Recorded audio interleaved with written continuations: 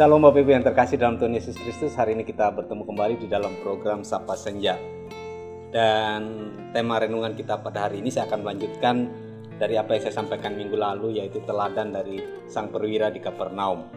Dan ini adalah bagian yang kedua. Kalau di bagian yang pertama, Bapak Ibu dapat melihatnya di video di atas saya, klik aja linknya. Dan hari ini kita sampai di bagian yang kedua. Firman Tuhan terambil di dalam Lukas pasal yang ke-7 ayat yang ke-6 sampai dengan ayat yang ke-8. Lalu Yesus pergi bersama-sama dengan mereka. Ketika ia tidak jauh lagi dari rumah perwira itu menyuruh sahabat-sahabatnya untuk mengatakan kepadanya, "Tuan, janganlah bersusah-susah, sebab aku tidak layak menerima Tuan di dalam rumahku. Sebab itu aku juga menganggap diriku tidak layak untuk datang kepadamu. Tetapi katakan saja sepatah kata, maka hambaku itu akan sembuh. Sebab aku sendiri seorang bawahan dan di bawahku ada pula prajurit. Jika aku berkata kepada salah seorang prajurit itu, 'Pergi,' maka ia pergi. Dan kepada seorang lagi, 'Datang,' maka ia datang. Ataupun kepada hambaku, 'Kerjakanlah ini,' maka ia mengerjakannya." Bapak Ibu yang terkasih dalam Tuhan Yesus Kristus, ada 3 bagian utama yang saya dapat lihat di dalam renungan kita pada hari ini. Kenapa kita mesti belajar dari seorang perwira ini? Bagian yang pertama adalah di ayat yang ke-6. Bagian B di sana dikatakan, "Tuan, janganlah bersusah-susah, sebab aku tidak layak menerima Tuan di dalam rumahku."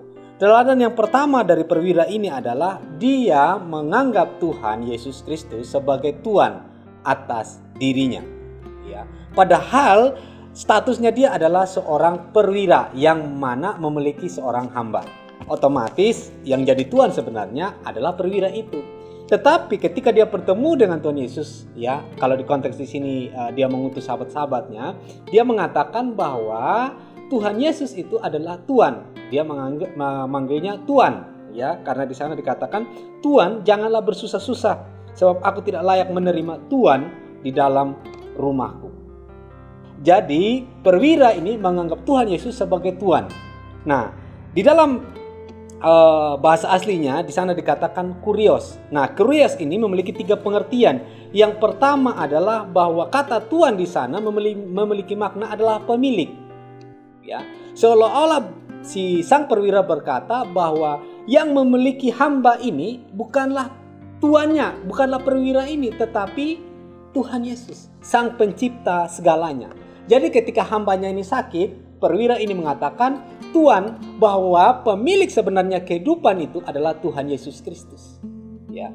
Jadi dia menganggap Tuhan Yesus sebagai pemilik kehidupan dari hambanya ini. Jadi mati hidup hambanya ini bukan ditentukan oleh sang perwira, tetapi ditentukan oleh Tuhan Yesus Kristus. Ya. Jadi kata Tuhan di sana mengandung pemilik. Nah, berbicara pemilik berarti bahwa apapun yang ada di dalam kehidupan perwira ini maupun di dalam kehidupan hambanya itu adalah semuanya adalah milik Tuhan. Ini pelajaran yang berharga buat kita. Sehebat apapun kita, posisi kita di dalam dunia ini, kita tidak boleh menganggap bahwa kita adalah pemiliknya. Ya, apalagi menganggap kehidupan kita ini adalah pemilik diri kita sendiri, gitu ya. Harusnya kita sadar bahwa yang punya kehidupan, yang punya hak atas hidup kita bukan kita lagi sebenarnya, ya. Memang bukan kita sih, tetapi satu-satunya adalah Tuhan Yesus Kristus, ya. Itu definisi yang pertama. Definisi yang kedua adalah bicara Tuan, ya.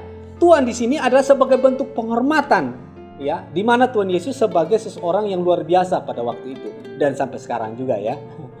Ya. Jadi perwira ini menganggap bahwa Tuhan Yesus adalah seseorang yang memang layak dihormati. Kenapa layak dihormati? Karena dia sanggup mengadakan mujizat. Itu adalah bentuk kepercayaan dari sang perwira ini. Ya, jadi dia menganggap Tuhan Yesus sebagai Tuhan atau orang yang layak dihormati. Ya, saya bersyukur karena jemaat maupun dalam percakapan, ya, walaupun usia mereka mungkin lebih di atas saya, mereka selalu memanggil saya Kak, gitu ya. Padahal usianya kan saya yang adik mestinya. Tetapi kenapa mereka memanggil Kak, misalnya Kak Deni, Kak Umbu atau apapun lain sebagainya? Yaitu karena bentuk penghormatan mereka kepada saya. Ya. Jadi perwira ini juga melakukan hal yang sama ketika dia menyuruh sahabat-sahabatnya. Ya, dia mengatakan Tuan. Ya, itu adalah sebagai bentuk penghormatan. Lalu yang ketiga adalah kata kurios itu adalah kata yang memang ditujukan untuk Tuhan Yesus Kristus sebagai Mesias. Makanya disebut dengan kurios. Ya, jadi itu memang kata yang dilayakkan untuk Tuhan Yesus Kristus sebagai Tuhan satu-satunya. Karena kata yang dipakai di sana itu Tuhan dalam huruf besar. Ya, berarti di sana menunjuk kepada Tuhan Yesus Kristus. Jadi 3 hal ini, yaitu sebagai pemilik, sebagai orang yang dihormati, dan sebagai Tuhan.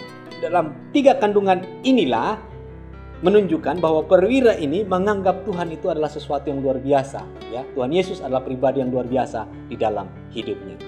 Itu hal yang pertama. Jadi perwira ini memanggil Tuhan dengan sebutan Tuhan. Ya. Lalu hal yang kedua, ayat yang ke-7, firman Tuhan berkata, sebab itu aku juga menganggap diriku tidak layak untuk datang kepadamu. Tetapi katakan saja sepatah kata, maka hambaku itu akan sembuh. Hal yang kedua yang dapat kita ladani dari perwira ini, karena di sana dikatakan, aku juga menganggap diriku tidak layak untuk datang kepadamu. Jadi perwira ini mengakui bahwa dia adalah orang yang tidak layak datang kepada Tuhan Yesus. Ya, meskipun di dalam Matius, ya, kita menemukan di sana bahwa perwira ini datang langsung kepada Tuhan Yesus, ya. Dan itu saya sudah bahas di renungan minggu lalu gitu ya. Tetapi ini menunjukkan bahwa perwira ini menyadari bahwa dia tidak layak di hadapan Tuhan. Ada sikap yang rendah hati di sana. Ada sikap yang menganggap Tuhan itu lebih dari segalanya. Jadi kita mau belajar bahwa kita harus menganggap Tuhan itu lebih dari apapun di dalam hidup kita. Kita harus sadar bahwa kita ini adalah orang yang berdosa. Orang yang memang sebenarnya layak dihukum. Tetapi oleh kasih dan anugerah Tuhan kita diselamatkan oleh anugerah Tuhan Yesus Kristus. Ya. Jadi ini teladan yang kedua dari perwira tersebut. Lalu hal yang ketiga yang terakhir, ayat yang ke-7b. Firman Tuhan berkata, tetapi katakan saja sepatah kata, maka hambaku itu akan sembuh. Ya. Hal ketiga yang dapat kita teladani dari perwira ini, dia percaya betul kepada Tuhan. Dia beriman bahwa hambanya itu akan sembuh hanya oleh perkataan Tuhan Yesus Kristus. Ya, ini luar biasa. Ya, kemarin beberapa hari yang lalu saya berulang tahun dan banyak sekali jemaat, teman-teman maupun rekan-rekan maupun mahasiswa yang saya ajar memberikan ucapan. Ada yang dalam bentuk tulisan, ada yang dalam bentuk video dan lain sebagainya. Dan semuanya mengatakan happy birthday, semoga panjang umur, hidup diberkati, pelayanannya makin baik. Nah, kenapa? Dan kemudian saya balas ya, saya bilang amin terima kasih, amin terima kasih. Nah, itu adalah bentuk ekspresi ucapan saya meyakini bahwa perkataan-perkataan tersebut terjadi atas hidup saya. Ya, jadi saya katakan amin. Ya, amin itu kan ya, itu benar artinya kan. Nah, saya percaya bahwa perkataan-perkataan yang diucapkan oleh jemaat ataupun rekan-rekan saya ataupun dari ibu gembala ataupun dari keluarga saya itu pasti akan terjadi dalam hidup saya. Ya. Orang lain aja ya memberikan hal-hal yang positif atas hidup saya, masa saya nggak percaya kan begitu? Ya, jadi hal yang ketiga di sini kita melihat perwira ini mengatakan katakan saja sepatah kata maka hambaku itu akan sembuh. Ya, jadi 3 hal ini yang menjadi pelajaran kita pada sore hari ini. Apa yang dapat kita teladani dari perwira ini? Yang pertama, dia menganggap Tuhan Yesus sebagai Tuhan atas hidupnya. Ini berbicara sebagai pemilik, sebagai Tuhan yang dia sangat dihormati, dan juga sebagai Tuhan atas hidupnya. Lalu yang kedua, di sana dia menganggap bahwa dirinya tidak layak untuk bertemu dengan Tuhan Yesus. Dan yang ketiga adalah dia percaya akan kuasa daripada Tuhan. Inilah firman Tuhan, kiranya memberkati kita. Amin.